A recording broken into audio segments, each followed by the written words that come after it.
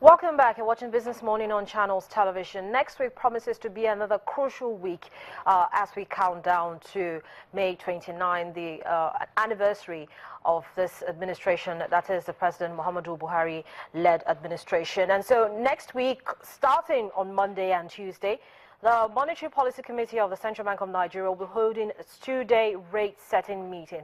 A number of issues have come up, both domestic and international, that a lot of market investors and analysts are actually hoping will be considered as the committee makes its decisions on rates.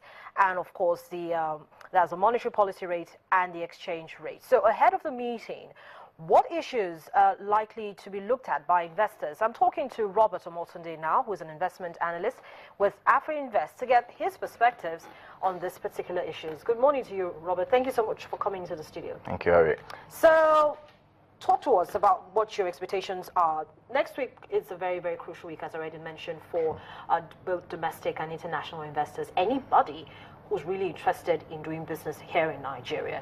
So, do you think the way the market is right now, with inflation at 13.7%, we're expecting GDP numbers to come out later on today. Sure. Do you think it is a rare opportunity for the Monetary Policy Committee to do something drastic? Indeed. The whole world is kind of waiting for this meeting. It's a defining meeting, and like you mentioned, is one of those meetings that have not come in a long time. Particularly as it relates to the exchange rates. Okay, so that's why we believe that a lot of people, a lot of investors, in fact, the whole financial system in Nigeria, is crossing their fingers and they are waiting for these decisions to be made.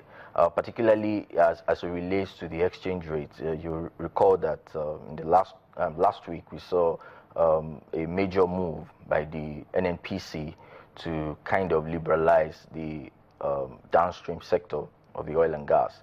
And of important note in the decision was the exchange rate that was fixed, at 285 naira to $1. When NNPC said any importer can, source their currencies from autonomous sources. The implication of this is that we've seen more pressure, especially at the parallel market. We recall that after CBN banned they excluded some items, about 41 items, from accessing forex at the interbank market. We've seen a lot of pressure in that side of market, which was more or less at equilibrium of about 320 naira to $1 before the pronouncement by NNPC. Following that pronouncement, we saw forex market rate at the parallel segments rising as high as 340. As I speak, it's within 340, 350, range. So this is what we think. Of course, that kind of pronouncement came from the fiscal authority. We would expect some form of complementing policies. So when you say complementing policy from the CBN, yeah. I know I had conversations yesterday with Wale, and Wale said we're looking at a 200 basis points increment in the monetary policy rate. So moving 200 basis points forward will put us at 13 or 14% for the 14% for the monetary policy rate. Now, do you think this will kind of in any way stimulate investors' confidence? In our view, most of the macroeconomic numbers that we've seen, inflation rising as high as 13.7, from the 12.8 figure in March. And our fair projection for May is that inflation is going to rise as high as 14.6%. I think that's a sentiment shared by most exactly investment analysts for the month of May. But if we are addressing interest rate, MPR at this time, without dealing with the main issue, how did we get here? It's like trying to treat the symptoms without necessarily looking at the cause of the sickness itself. So that's why we believe that the most important decision that the committee is going to make in this particular meeting is to talk about what their policy will be going forward. If we're going to avoid using any D word as it relates to the currency market, there need to be a kind of sort of currency adjustment, just to kind of take out the spread, the massive spread that we have currently between the interbank rate and the parallel market rate. In all honesty, we sympathize with the CBN looking at the level of receipts in terms of dollar inflow into the system. As we speak, the reserves is currently at about $26.6 billion. Any right-thinking CBN does not want a further diminution of the reserve. But again, the CBN needs to kind of find a way. It's more like the CBN is putting itself in a tight corner. Whereas you can sort of liberalize that space and allow a lot of autonomous sources of inflow. We've seen FPI, FDI, kind of restraining from entering into the market, and the reason is because of the currency peg, in quotes, which is not allowing them, because an average foreign investor is careful of coming into the market now. So we believe that MPR, in our view, is not as important as addressing that issue. There's a way market prices, there's a way interest rate is priced in the market, by other forces other than, looking at it from the monetary policy rate. Indeed, we've seen markets moved below or above the MPR, in most cases, even though rates have been fixed at some point. So we believe that addressing MPR now, although the committee will be in a tight corner to stay consistent, because in the last MPC meeting,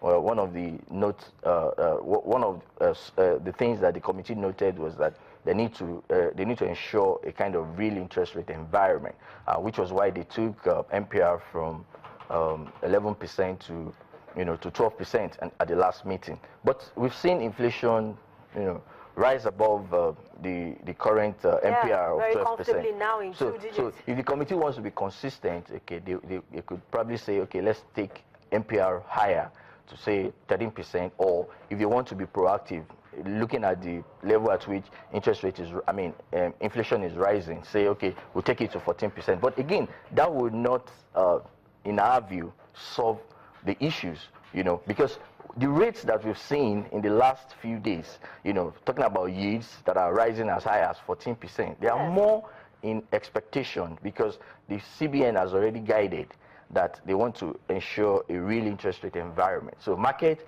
is pricing future expectation of interest rate, and that's what we've seen in terms of yields. You already mentioned it. It seems as if they're going ahead, if for any reason we see any considerable shift in any of the policies, whether for the rate or for exchange rates now, it will mean that they're pricing in all the other factors. Sure. But then you talked about taking care of the issues before addressing, taking care of the symptoms before going ahead to treat the sickness. So the symptoms have already been there. Do you think that whatever decision it is that is taken now will begin to address those symptoms? Well, in our view, we think we should go to the cause of the sickness. The cause? Yeah. Now, the cause of the sickness is the misalignment in foreign exchange pricing, or exchange rate pricing, if you like. In a situation where there's a huge spread of about 70%, between the official rate and then the parallel market rate. Indeed, the interbank rate, interbank market more or less does not exist. You already mentioned that, Robert. Yeah. So, in trying to now, we can't align. We can't align the parallel market and the interbank foreign exchange market. But then we could try to bring it closer. Sure. What can be done, or what should be done? What should the committee members be looking at doing to ensure that they bring this very huge gap, they reduce it rather, not bring it together? Okay, we believe that in this meeting, the CBN has to take a policy about currency adjustment, which would take the official rate closer to the rate that was guided by the NNPC at 280. Already the market is already pricing exchange rates at above 280 naira to a dollar, even before the committee, before NNPC made that announcement. So the CBN has to do something close to, what the market is pricing. In our view, maybe around 260, 270, could help in, first of all, shrinking the gap between the two markets, and then in a way, there's a way market forces try to, take out all the distortions, and we always see an equilibrating price, But then for the market. how does the CBN now price all of this in? Because they're looking at it that it's in the best interest of the country to keep it at the rate that they're keeping it at. So if they want to follow what the markets are already dictating of having it at 260, 270, or even 295 naira to the dollar, then there's a lot of moving around that they have to do to make sure that there's a balance. Well, one of the things we've also noted is that taking a currency adjustment at this time without removing some of the controls will be counterproductive, which means that if the CBN decides to do an adjustment and does not remove the restrictions, particularly with the ban of 41 items, the pressure will still continue. Okay, both from all the sources that are tracking the parallel market. So first, those restrictions have to be removed. It does not mean that the CBN must necessarily meet all the demand at the interbank. It's more liberalizing the market. Let there be inflows from FPI, from FDI. Allow the banks to play, more of the CBN playing the big role of intervening when they have to. But then you will still have speculative trading, yes, the same hot money that you have coming in, the same reasons why we had the Central Bank of Nigeria closing the ARDAs and the WDAS, just to make sure that they have a tighter control of the amount of money in circulation. Of course, you cannot always rule out speculations, and that's why the CBN cannot continue to hold on to the control. If you continue to control, speculators will always find reasons, to arbitrage on the market. The best way is to make the market more or less free for us to operate. Let market forces determine it. When the market always wins, and that's our position, and we can always relate to examples. Even at the parallel market, the price at which you see at 320, 340 may not necessarily be the equilibrium price, but because the system is aware of the distortions, so a lot of market speculators and those who want to take an advantage of the market, we always see an opportunity to play. Okay, so now how do you think the markets, now let's price in that's the fixed income segment of the market, the equities market. How do you think they're going to play next week? Looking forward to this meeting. Already, the market is waiting, and that's why you will see that in the fixed income segment, yields have been on the rise. The last auction that was conducted by the DMO was in anticipation of the likelihood of the committee taking a major decision to hike MPR, and that's why you see that only about 50%, of the subscription was filled by the DMO, because the range of bids were just too high in terms of the cost of borrowing for government. Okay, so what we'll think is that at the end of this meeting, okay, most of the investors, who have been taking position in anticipation of MPR, have set our own position that we don't necessarily think that taking a decision on MPR now, will solve all the issues that are addressing the exchange rate issues. But in any case, by the end of the meeting, whether or not MPR is hiked or is retained will determine how yields are going to be priced, in the next meeting. Peradventure, we see a hike in MPR. Other forces of the market, will come into play and determine yields movements. As I said, it's a crucial week for us next week. But thank you so much, Robert, for coming on the program this morning and sharing those perspectives with us. Thank you. Business Morning continues in just a moment. We're turning our attention to the Nigerian equities market to see what the mood is like with Rotimi Fakayejo in just a bit. Stay with us.